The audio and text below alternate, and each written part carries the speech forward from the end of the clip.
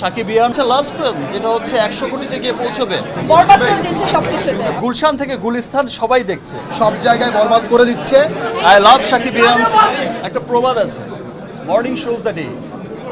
আমরা যখন দেখি একটা সিনেমার ওপেনিং দেখি, একটা সিনেমার কিছুদিন রান যখন করে, তখন কিন্তু সেটা বোঝা যায় যে এটা কি লং রানের ঘোড়া হবে, এটা কততে গিয়ে ঠেকতে পারে, কোন জায়গায় গিয়ে পৌঁছতে পারে।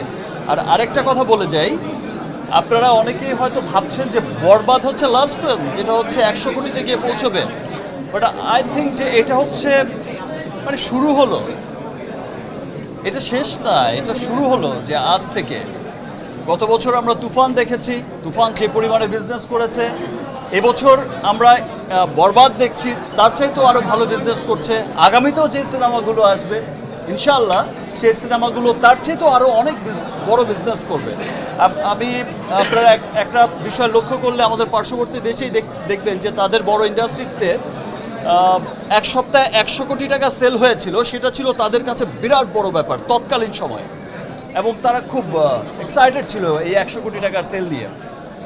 বাট যারা হচ্ছে মেকার ছিলেন, যারা হচ্ছে 100 কোটির ক্লাবে নিয়ে গেছেন, তাদের টার্গেট কিন্তু সে 100 কোটি ছিল না, তাদের টার্গেট 1000 কোটি ছিল।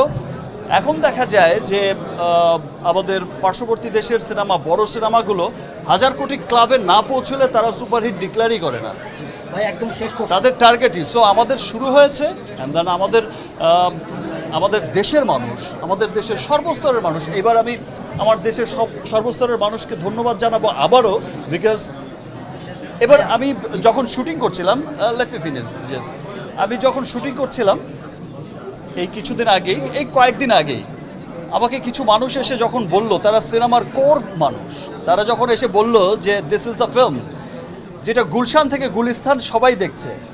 প্রথম কথাটা বুঝিনি, গুলশান আর গুলিস্তান কোথায়? দুই জায়গায় তো সিনেমা হল নেই, গুলশানও সিনেমা হল নেই, গুলিস্তানও সিনেমা হল নেই। বলো ভাই ব্যাপারটা ওই রকম না, মানে গুলশান টু গুলিস্তান মানে সব শ্রেণীর মানুষ। সেটা যেমন আপার ক্লাস যেটা বলছে তারা, গুলশান মিন্স আপার ক্লাস বোঝাতে চেয়েছে, আর গুলিস্তান মিন্স একটু সাধারণ মানুষকে বোঝাতে চেয়েছে, আমাদের মতো নর্মাল পিপলকে।